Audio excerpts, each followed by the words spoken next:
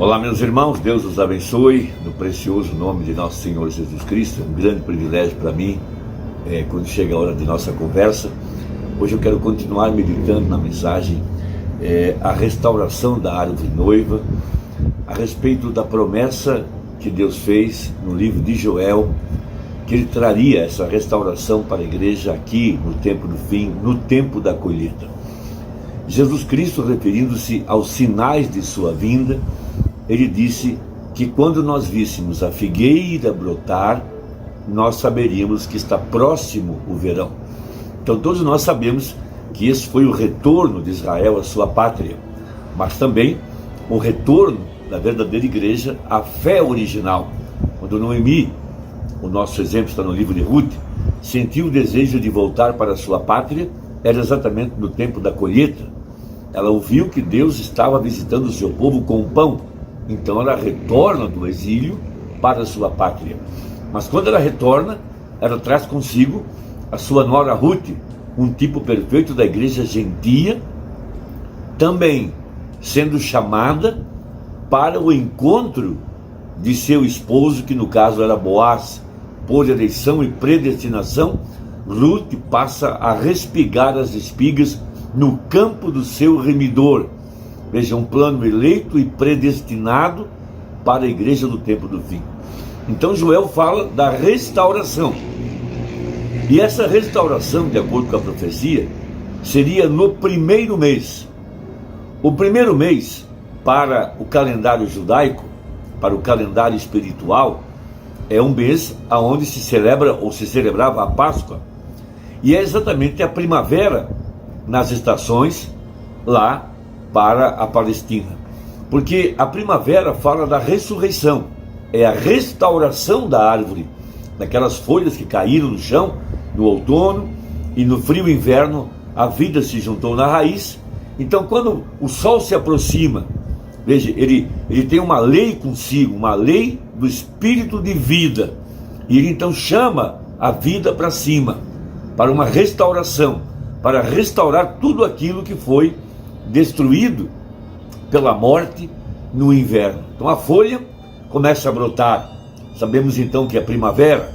Logo vem a estação da florada, logo vem a estação do portador, o cacho se formando, e logo o grão na espiga. E logo quando chega o verão, veja, o sol está sobre o topo das árvores para amadurecer a semente. Isso tudo está conectado também com a vida espiritual, porque toda a lei de Deus que governa o universo também governa a igreja, também governa o indivíduo. Então, Deus tem colocado uma lei em sua palavra, e o agente de Deus para fazer a palavra se cumprir é o Espírito Santo. Então, de acordo com a profecia, de acordo com o tempo da restauração, de acordo com o Salmo número 1, de acordo com Malaquias 4, de acordo com Apocalipse 10, 7, o tempo, a estação da restauração seria na estação do mensageiro profeta, de acordo com Joel capítulo 2. Vamos ler a Bíblia, então nós vamos ter a base fundamental para a nossa conversa. Veja, verso 21 do capítulo 2 de Joel. Não temas, ó terra, regozija-te e alegra-te, porque o Senhor fez grandes coisas. Não temais, animais do campo, porque os pastos do deserto reverdecerão, porque o arvoredo dará o seu fruto, a vide e a figueira darão a sua força. Veja, no final do ano, então, havia a chuva para trazer o amadurecimento dos frutos. Veja, e vós, filhos de Sião, regozijai-vos e alegrai-vos no Senhor vosso Deus, porque Ele vos dará ensinador de justiça, e fará descer a chuva, a temporã e a seródia no primeiro mês.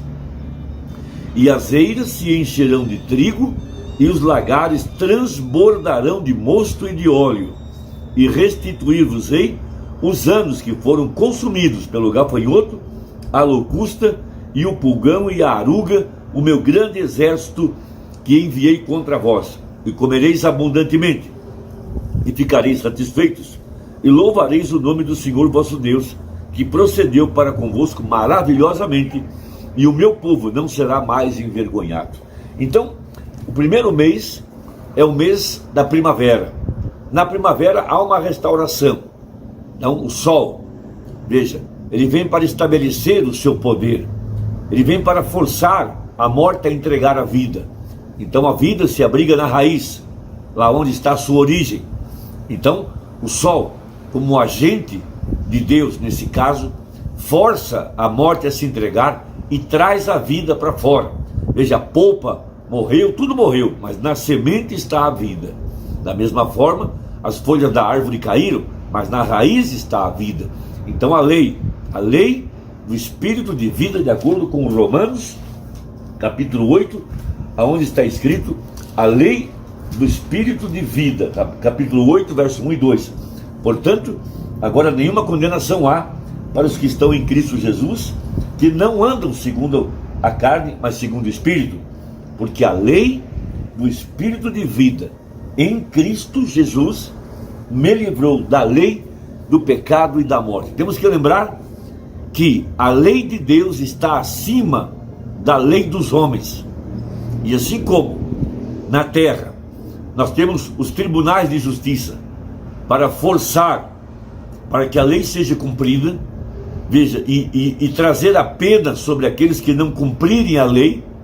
Deus também tem uma lei em sua palavra, e o Espírito de Deus é o agente de Deus para forçar Satanás a entregar a propriedade do Deus Altíssimo. Então, esse tempo da estação, no tempo do mensageiro, no tempo do profeta, o seu fruto, veja, a árvore noiva sendo restaurada, veja, não é o meu fruto ou de quem quer que seja, é seu. Veja, Gálatas 5:22, 9 qualidades. 1 Coríntios 12, 9 dons. Veja, uma restauração, trazendo à igreja sua condição original. Então, na mensagem restauração da árvore noiva, parágrafo 133, referindo-se a essa lei, e é aí que nós temos que colocar nossa fé e não temer. Veja, porque Deus está executando sua palavra. Há uma lei na palavra que está acima de qualquer lei que algum homem possa ter feito, alguma nação possa ter feito, alguma organização possa ter feito. Veja, há uma lei de restauração. Veja, há uma lei na palavra, tem que se cumprir. A igreja, veja, Salmo número 1, cujas folhas não caem. Isso é uma profecia de que nada poderia deter a igreja, nada poderia acabar com a igreja, nada poderia pôr fim na igreja, porque é onde ela está plantada, junto a ribeiros, plural, junto a ribeiros de água. Veja, ali está ela plantada, a vida se abrigou na raiz, e no tempo da restauração, no primeiro mês, na primavera, houve uma ressurreição. Então aqui no tempo do fim, quando aparece o mensageiro de Apocalipse 10, é o primeiro mês para a profecia, é o tempo da ressurreição. Por isso Jesus Cristo aparece ressuscitado no meio da sua igreja, de acordo com a mensagem, nos dias da vinda do Filho do Homem, seu retorno. Veja, ele vem para forçar a lei, cumprir a lei e expulsar o invasor que nos tinha aprisionado dentro do sistema religioso, atrás de tradições, atrás de dogmas e assim por diante. Então, diz a Bíblia, ou diz a mensagem no parágrafo 133, e a Bíblia nos diz em Mateus 27, que após a sua morte, sepultamento e ressurreição, que muitos dos santos que dormiam no pó da terra levantaram do pó. Por quê? Era aquele profeta falando com a palavra de Deus, e a palavra havia sido falada, e a lei de Deus pelo Espírito os levantaram. Nada pôde segurar a semente eleita na sepultura quando Jesus se levantou. Veja, ali estava o Espírito para forçar, para que aplicar a lei da ressurreição. Ali estava ele, a cabeça, levantando-se, então todo o corpo deveria levantar-se com ele. A Bíblia diz que eles vieram até a cidade e apareceram a muitos. Não foi somente Jesus que ressuscitou, mas os santos ressuscitaram com ele. Por quê? Lá em Salmos diz: levantai, ó portas eternas, levantai, e deixe o Rei da Glória entrar.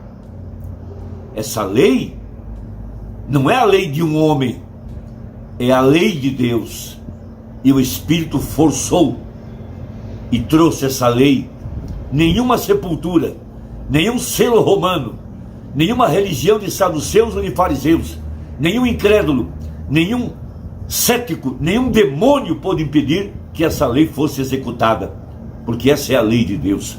Seguindo esse mesmo princípio, agora no parágrafo 137, vem, não importa a condição, você vai encontrar Deus em algum lugar, você tem que vir até Ele, você tem que encontrá-lo. Por quê?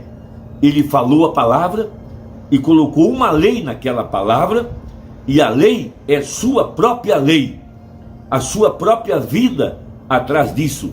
E esta é a razão que ele jurou por si mesmo: não há nenhum maior do que ele. Ele teve que jurar, porque nenhum pacto poderia ser confirmado sem juramento. Isso é algo extraordinário, irmãos. Se você puder observar na natureza, quando o sol retorna de sua viagem, ele se afasta da terra, logo ele volta. Veja, a morte tem que se entregar. Aquela semente que jazia na terra, morta, veja, dentro dela havia uma lei de espírito de vida. Então só força a morte a entregar. Veja, e a vida vem para fora, e logo a vida é restaurada numa ressurreição, primavera, Páscoa, restauração. Da mesma forma, essa mesma lei se aplica à igreja. Haverá uma igreja santa, irrepreensível, sem mácula, pronta para o arrebatamento, porque ela estava na mente de Deus. Ela é um projeto da mente de Deus, e Deus força a sua lei para cumprir a palavra. Veja, e a única maneira que ele pôde, antes dele fazer isso, tomar isso ele mesmo, ele próprio se tornar o julgamento.